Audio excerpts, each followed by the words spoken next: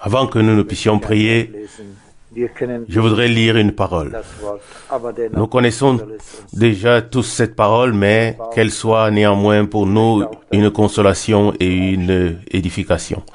Je voudrais aussi nous prier de nous lever pour cela. Une parole tirée de l'évangile de Jean au chapitre 10, verset 11. Jean chapitre 10, verset 11. Je suis le bon berger. Le bon berger donne sa vie pour les brebis. Verset 12. Le mercenaire, qui n'est pas un berger et à qui les brebis n'appartiennent pas, voit venir le loup, abandonne les brebis et s'enfuit, et le loup les attaque et les disperse. Verset 13. Il n'est qu'un mercenaire et il ne se soucie pas des brebis. Je suis le bon berger, verset 14, et je connais les miens, et les miens me connaissent. Verset 15. Comme le Père me connaît, et comme je connais le Père, et je donne ma vie pour les brebis. Verset 16. J'ai aussi d'autres brebis qui n'appartiennent pas à cette bergerie. Celles-là aussi, je dois les conduire, et elles répondront à mon appel, et il n'y aura qu'un seul troupeau, un seul berger. Verset 17. Le Père m'aime parce que je donne ma vie pour la reprendre. Personne ne me la prend, mais je la donne volontairement. J'ai le pouvoir de la donner et j'ai le pouvoir de la reprendre. J'ai reçu ce pouvoir de mon Père. Jusqu'ici, prions ensemble. Père Céleste, nous te disons merci pour ta grâce et ta fidélité. Seigneur, ta parole est vraie. Ta parole est notre vie. Dans ta parole, nous te trouvons, Jésus-Christ, ô Seigneur. Tu es la parole. Oui, c'est toi-même, mon Dieu. Je te remercie de ce que nous venons de lire. Que tu es le bon berger, ô Seigneur. Que tu appelles les tiens et que tu les appelles par leur nom, Seigneur. Tu nous as appelés, ô Dieu. Fais-nous donc la grâce d'être toujours attentifs à ta voix, à toi, ô Seigneur, car toi seul, tu es celui qui nous a fait entrer et fait sortir, ô Seigneur. Merci d'être venu comme un bon berger, ô Seigneur. Non seulement tu es venu, mais tu as donné ta vie, ô Seigneur. Je te remercie. Tu es venu toi-même, ô Seigneur. Tu as fait sortir ceux qui ont levé les yeux vers toi, ô Dieu, qui ont entendu. Seigneur, merci de ce que ta parole est parvenue jusqu'à nous. Seigneur, dans le ciel, je te prie de nous imprégner de ton esprit, car tu sais que nous le désirons, ô Seigneur. Nous ne pouvons rien de nous-mêmes, ô Seigneur, mais à moins que tu ne le fasses pour nous. Comme le bon berger, tu nous précèdes, ô Dieu, et tu nous appelles à te suivre, Seigneur. Accorde-nous la grâce de te louer aussi ce soir. Amen. Amen. Nous nous asseyons. C'est toujours agréable et beau de voir des frères unis d'un commun accord et se réjouissant ensemble de ce que Dieu fait. Et je suis reconnaissant du témoignage de notre frère de la DDR. Et quand j'ai entendu 25 os cassés, je n'en ai pas cru mes oreilles. Combien souvent nous nous plaignons devant Dieu pour les détails et nous ne nous rendons même pas compte de tout ce que d'autres ont à endurer. Nous avons beaucoup de raisons de remercier Dieu pour ce qu'il nous a donné. Intérieurement, nous sommes convaincus de ce que Dieu arrivera à ses fins. Et il y a un temps pour tout. C'est ainsi que c'est écrit dans Proverbes ou dans Ecclésiaste. Oui, peut-être c'est dans Ecclésiaste. Il y a un temps pour tout. Pour semer et pour moissonner. Pour se plaindre et pour se réjouir. Il y a un temps pour tout, selon Ecclésiaste 3, verset 1. Et nous sommes convaincus que Dieu veille sur tout. Qu'aucun d'entre nous ne peut faire quoi que ce soit. Nous sommes convaincus, oui, que Dieu ne peut faire quoi que ce soit à moins qu'il ne le fasse au travers de nous.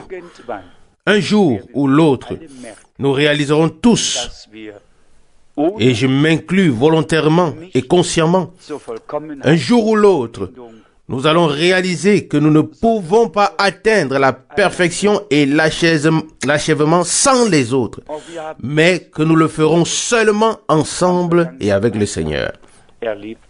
Nous aussi, nous en avons fait l'expérience avec Frère Rousse vendredi dernier lorsque 3 sœurs de la région de Cologne sont venues après avoir appelé auparavant.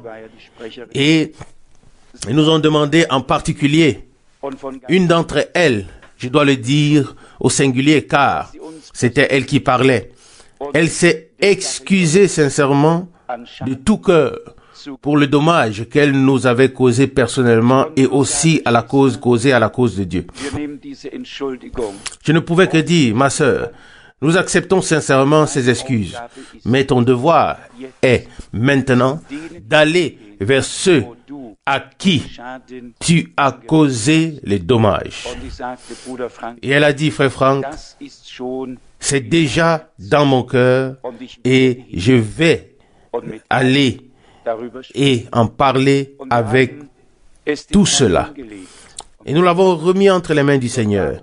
Et frère Rousse le sait, Dieu était présent. Tout nous a été pardonné. Et nous pardonnons tout à tous. Ce qui est important, c'est que nous arrivions encore à temps. Oui, arriver à temps, c'est important. Il y aura peut-être qui seront allés un peu trop loin et peut-être que leur propre orgueil ne leur permettra parfois pas de s'humilier un peu. Si les autres, oui, peuvent même être déshabillés jusqu'à être nus, cela ne nous intéresse pas, ne nous dérange pas. Et si en plus de cela, on peut même les salir de la tête aux pieds, c'est encore bien. Mais si l'on doit soi-même s'incliner, s'humilier dans la moindre mesure, alors tous s'irritent en nous comme pour un hérisson. Si quelqu'un s'approche de lui, alors on ne voit plus que des épines. Oui, c'est ainsi. Ce que nous attendons des autres, nous devrions tous être prêts à faire de même. Et il ne devrait pas s'agir de pousser ou d'insister, oui, vers quelqu'un. Cela devrait venir de l'intérieur. Non pas que l'un pousse l'autre, mais ça devrait venir de Dieu. Sœur Vaugh m'a demandé d'apporter ce livre. Je l'ai fait avec l'image du garçon dont le pied s'était allongé. Et cela aussi, je dois peut-être le mentionner. J'ai aussi été ému quand le frère a dit qu'il y avait des évangélistes et il est allé leur parler. Il leur a dit, priez pour moi. Il ne l'avait peut-être jamais fait de leur vie.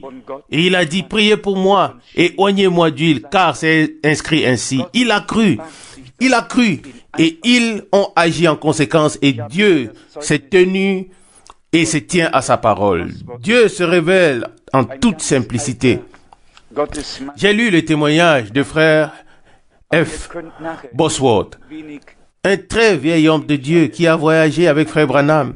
Mais vous pourrez, tout à l'heure, c'est un peu, ce n'est pas très beau, mais vous pourrez tout à l'heure regarder une photo ici au milieu de cette Florence Nightingale, qui n'a vraiment plus rien sur son corps à part les os et la peau. Elle est aussi montrée sur cette photo.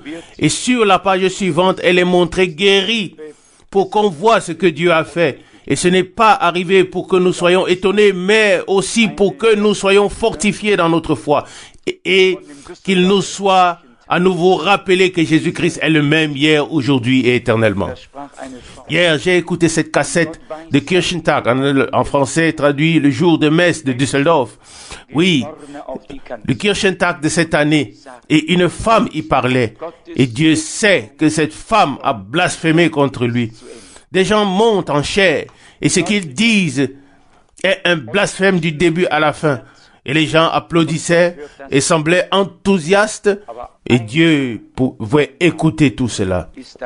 Mais un jour, ce sera terminé. Et à la fin, cette femme dit encore, c'est Dieu, c'est le Dieu en qui la pluie croit, qui prépare les dernières choses de l'Apocalypse. Nous ne pouvons rien faire. Dieu a fait des promesses. Il a ramené son peuple Israël. Il a parlé d'une bataille à Armageddon. Et du fait qu'on rassemblerait les armes pendant 7 ans et qu'on enterrera les morts pendant 7 mois. Alors ça doit être comme ça, si Dieu l'a dit. Et c'est comme ça que ça doit arriver. Et ça arrivera bientôt. Oh, ce blasphème. Oui. C'est une femme qui parle de la sorte de Dieu. C'est incompréhensible. On s'enflamme presque en soi-même. Et on pourrait simplement dire, Seigneur, frappe-la à mort. Oui. Oui, les femmes, elles sont assez à l'aise près des marmites. Et elles ont assez de chaleur là-bas. Mais quand elles montent sur une estrade, ce n'est pas correct. Et en plus de cette manière, je n'aurais peut-être pas dû le mentionner de cette manière, ou bien comme ça, mais ce n'était tout simplement pas supportable. Aucun homme qui a ses sens et qui craint Dieu et la parole de Dieu ne peut accepter cela. Mais voici maintenant, très brièvement, une chose sur frère Bosworth qui, dans les années avant frère Branham, avant que frère Branham ne commence son ministère, frère Bosworth avait déjà le ministère de guérison le plus béni jusqu'à cette époque, après Charles Price et Smith Wigglesworth. Et il écrit ici, j'ai traduit directement, alors cela va sonner un peu moins étrange. J'ai traduit directement de l'anglais. Pour ce ministère de guérison, il a fallu plus que du travail et des efforts humains. Nous avons prié si intimement pour que Dieu suscite quelqu'un parmi les ouvriers afin que il puisse nous aider dans cette grande partie négligée du ministère. Et pendant les dernières années, j'ai souvent pleuré de joie devant Dieu pour le don qu'il a fait à son Église par notre bien-aimé frère Branham.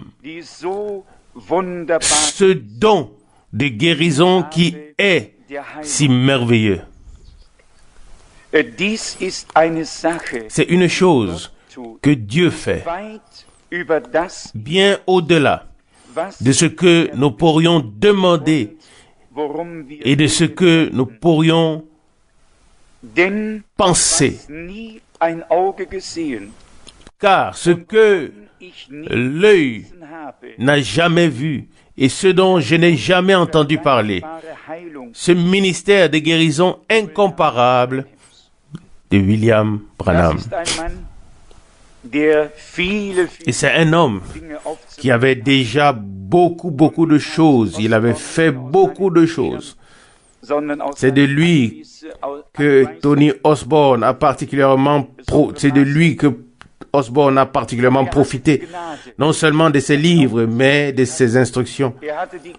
Mais cet homme avait la grâce. Je l'ai aussi connu personnellement.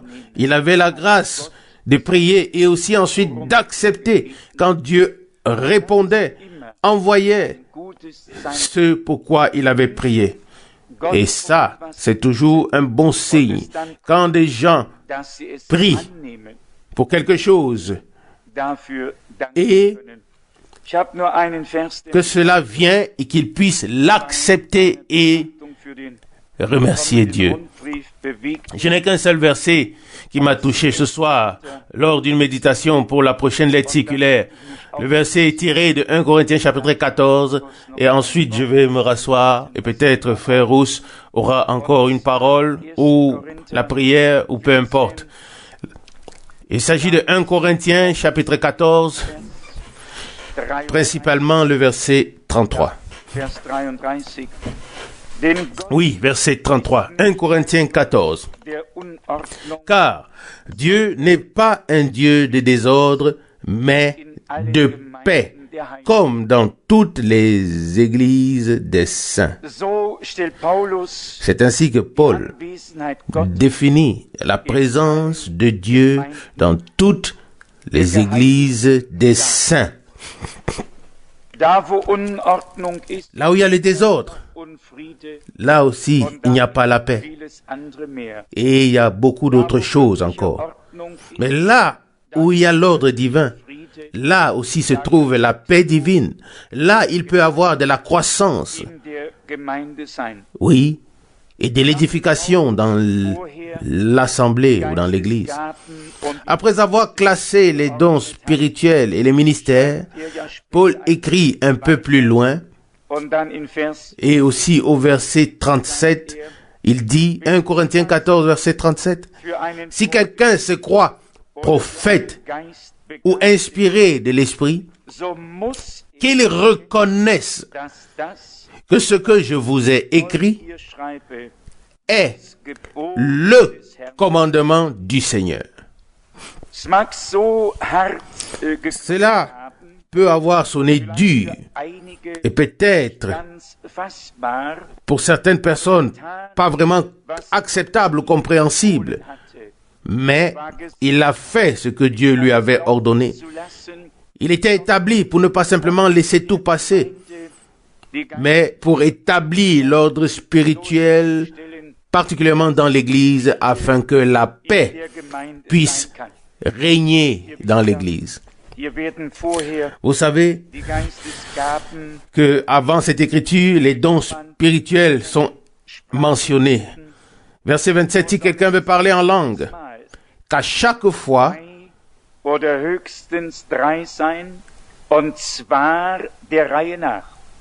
il ne doit en avoir que 2 ou 3 au maximum, et cela à tour de rôle, et un doit l'interpréter. Ça, c'est l'ordre divin dans le service divin. Si quelqu'un veut parler, qu'il y en ait 2 ou 3 à tour de rôle, et ensuite seulement vient l'interprétation. Il a ensuite continué à écrire, les prophètes doivent également... Oh, tout à l'heure, j'ai lu le verset 27. Maintenant, je lis le verset 29. Oui, j'ai lu le verset 27 tout à l'heure, mais maintenant, je lis le verset 29. Pour ce qui est des prophètes, que 2 ou 3 parlent, et que les autres jugent, ou se fassent un jugement. Verset 30. Mais si une révélation est faite à un autre qui est encore assis, alors que le premier se taise. Je pense que la traduction de Luther traduit ce mot comme prophétie, ou bien comme pensant qu'il s'agit de la prophétie. Mais une prophétie ne peut pas être interrompue. Une prophétie, si elle vient de Dieu, c'est Dieu qui parle. Mais si quelqu'un peut être interrompu, alors c'est parce qu'il expose une partie prophétique du plan du salut de Dieu. Mais si, à un moment donné, il ne touche peut-être pas le cœur de la chose, il se peut que Dieu montre et révèle tout à coup la parole à un autre qui est aussi là, qui reçoit cela en lui. Il peut se lever, il peut dire un instant, voici comment la chose est. Mais cela ne peut pas être arbitrairement. Ça ne peut pas être des suppositions. Ça doit être la révélation de la parole par l'Esprit. Paul a tout ordonné d'une manière tout simplement merveilleuse. Et il dit ici au verset 30, « Mais si une révélation est faite à un autre qui est encore assis, alors que le premier se taise. » Verset 31, « Car vous pouvez tous passer successivement comme orateurs prophétiques, afin que tous reçoivent l'enseignement et que tous soient exaucés. » Quel merveilleux enseignement! Et tous ceux qui se laissent enseigner par Dieu pourront suivre intérieurement tout ce qui est dit par la parole de Dieu. Et ensuite vient ce point. Après qu'il ait exposé tout cela, il dit au verset 33, « Car Dieu n'est pas un Dieu de désordre, mais de paix, comme dans toutes les églises des saints. » Je suis convaincu que là où Dieu est dans un cœur, dans une maison, dans une assemblée, dans une vie, là il y a la paix. Car il est notre paix. Là il y a le salut, car il est notre salut. Là il y a la vie, car il est notre vie. Là il y a tout ce qu'il est. Puis vient naturellement l'enseignement pour nos chères sœurs. Cela me fait à moi-même vraiment mal. Je dois l'avouer. Mais mes sœurs, acceptez-le comme cela est donné ici. Et le verset 37 vient, que j'ai déjà lu. Si quelqu'un se croit prophète ou inspiré de l'Esprit, qu'il reconnaisse, pas seulement qu'il puisse reconnaître ou bien, s'il te plaît, accepte-le, non, mais qu'il reconnaisse que ce que je vous écris ici, non, pas de manière arbitraire, pas mon opinion, pas ce que je ressens, mais qu'ils reconnaissent que ce que je vous écris ici est le commandement du Seigneur. Et si nous avons compris cela, que nous avons affaire à Dieu et à la parole de Dieu, et que nous nous présentons devant lui avec respect, alors il nous bénira. Mais ce n'est pas encore terminé. Au verset 38, 1 Corinthiens 14, le marteau alors vient, et il dit, où il écrit, « Mais si quelqu'un ne veut pas le reconnaître, lui non plus ne sera pas reconnu. » Il n'y a que l'un ou l'autre. On ne peut pas s'asseoir entre deux chaises. Soit on reconnaît ce qui est de Dieu, ce qui est valable devant lui, ce qui est juste, et on se décide pour cela. Si ce n'est pas le cas, comme il est dit ici, si quelqu'un ne veut pas le reconnaître, il ne sera pas non plus reconnu. Une parole dure. On pourrait dire, Paul, tu ne fais plus preuve de pitié. Tu ne laisses aucune marge de manœuvre.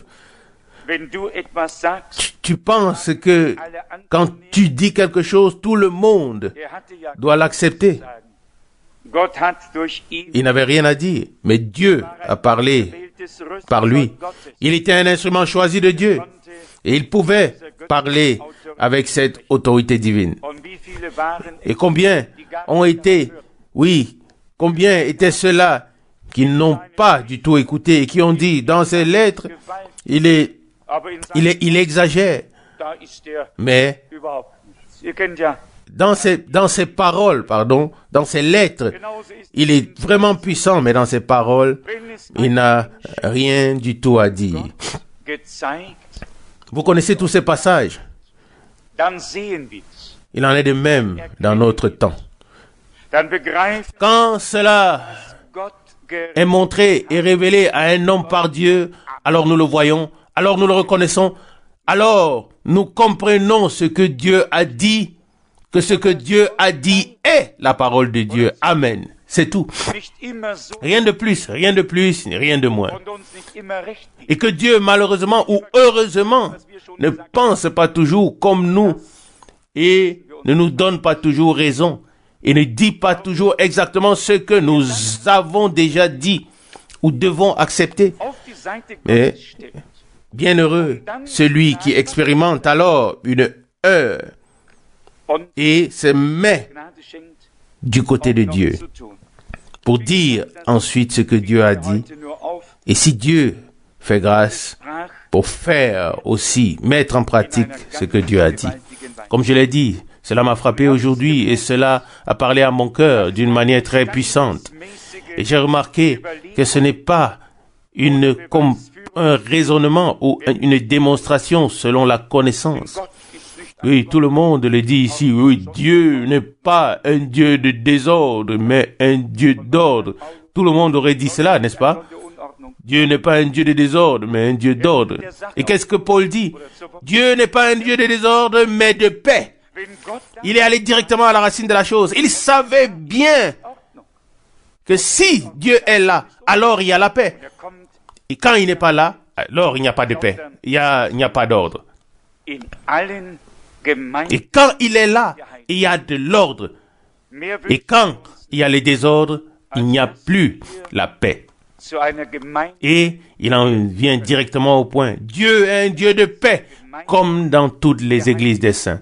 Nous ne souhaitons rien de plus que de pouvoir devenir une église dans laquelle on puisse dire, oui, ça, c'est l'église des saints.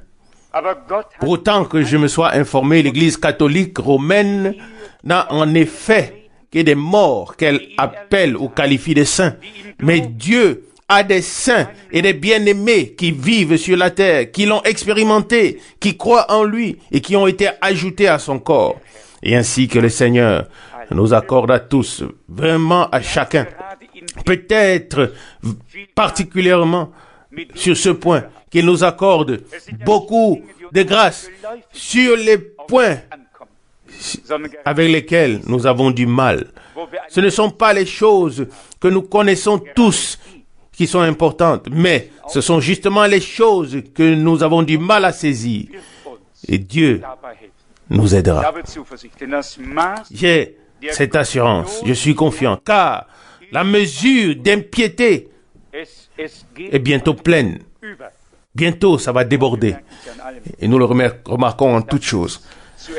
Nous remarquons que on touche vers la fin. Mais personne ne sait combien de temps ça va encore durer. Mais je sais une chose. C'est que Dieu nous a fait grâce de reconnaître le temps dans lequel nous vivons.